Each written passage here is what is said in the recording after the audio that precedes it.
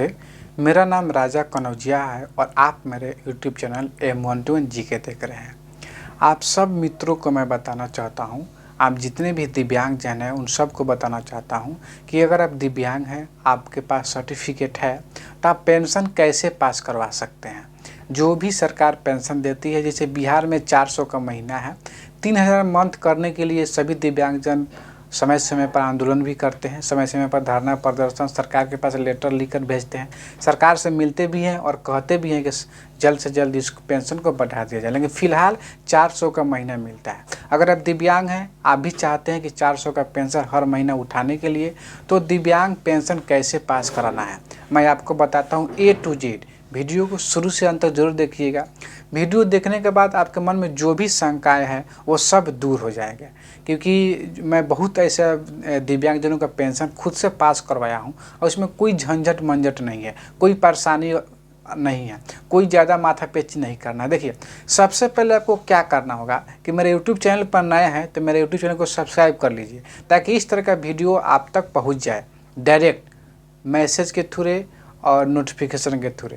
देखिए, विकलांग पेंशन पास करवाने के लिए सबसे पहले आपके पास विकलांग सर्टिफिकेट होना चाहिए, आधार कार्ड होना चाहिए और खाता, किसी भी ब्रांच का खाता हो, SBI का हो, सेंट्रल बैंक का हो, फेडरल बैंक का हो, ICICI का हो, HDFC का हो, ग्रामीण बैंक का हो, किसी एयरटेल पेमेंट बैंक हो, चाहे उत्कर्ष स्मॉल बैंक, किसी भी बैंक का बचत सेविंग खाता यानी बचत खाता संख्या है, उसका पासबुक है, छोटका बैंक का हो या बारका ब्रांच का हो, यानी CSP का हो या बारका ब्रांच का हो, छोटका ब्रांच का, किसी का भी है तो उसका फोटो स्टेट। देखिए, 1 नंबर में विकलांग सर्टिफिकेट, 2 नंबर में आधार कार्ड का फोटो स्टेट, 3 नंबर में 2 फोटो लगता है, 4 नंबर में जो है सो बैंक का, जिस भी बैंक में आपका पासबुक है उसका छाया प्रति लगा दीजिएगा।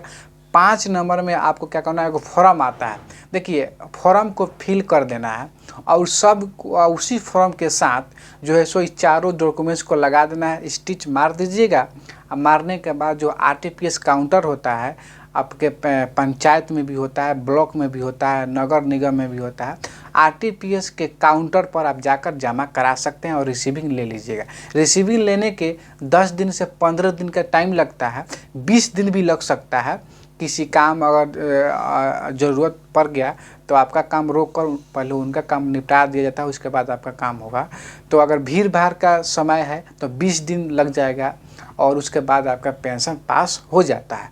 अगर पास नहीं होता है तो बताया जाता है कि क्या दिक्कत है, उसको सुधारिए, फिर से आवेदन कीजिए। अक्सर मैं देखता हूं कि जो भी एक बार आवेदन कर देते हैं उनका पास हो ही जाता है। अब आपके मन में सवाल होगा कि सर, क्या मैं RTPS काउंटर पर जाकर ही पेंशन पास करवाऊंगा या घर बैठे ऑनलाइन पेंशन का फॉर्म फिल कर दूंगा।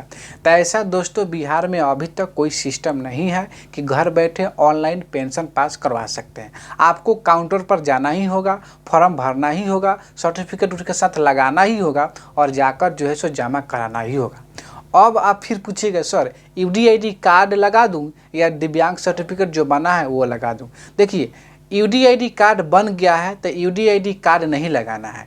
UDID कार्ड बन गया है तो उसके साथ डिसेबल सर्टिफिकेट यानी विकलांग प्रमाण पत्र मिलता है डिजिटली रूप से, जो कंप्यूटर से टाइप रहता है उसको लगाना है, और जो हाथ से लिखा हुआ रहता है ना उसको नहीं लगाना है। जो UDID कार्ड का जो कार्ड मिलता है उसको भी नहीं लगाना है। आपका मन है तो हाथ से लिखा हुआ लगा सकते हैं और डिजिटल रूप से जो दिव्यांग सर्टिफिकेट है उसको लगा सकते हैं, लेकिन UDID कार्ड आपको लगाना नहीं है। कन्फ्यूजन दूर हो गया। फिर भी आपके पास कन्फ्यूजन है तो आप कमेंट कीजिएगा, मैं उसका सलूशन बता दूंगा। तो इस तरह से विकलांग पेंशन आप पास करवा सकते हैं, जमा करवा सकते हैं और ज़िंदगी भर के लिए विकलांग, एक बार विकलांग पेंशन पास होने के बाद आपको जब तक जिंदा रहिएगा तब तक सरकार पेंशन देगी।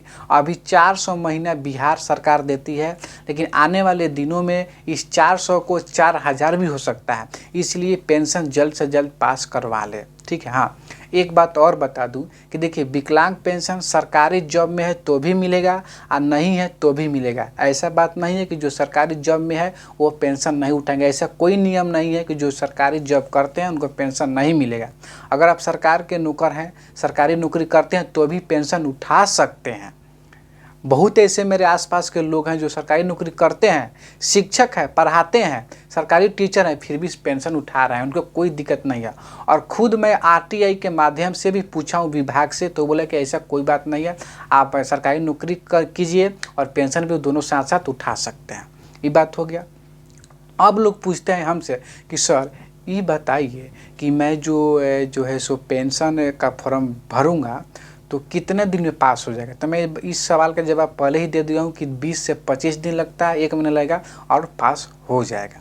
और भी कोई सवाल है इस तरह से रिलेटेड आपके मन में, तो कमेंट कीजिएगा, मैं उसका जवाब दे दूँगा जैसे ही हम मुझे समय मिलेगा। तो आज के लिए इतना ही रखते हैं।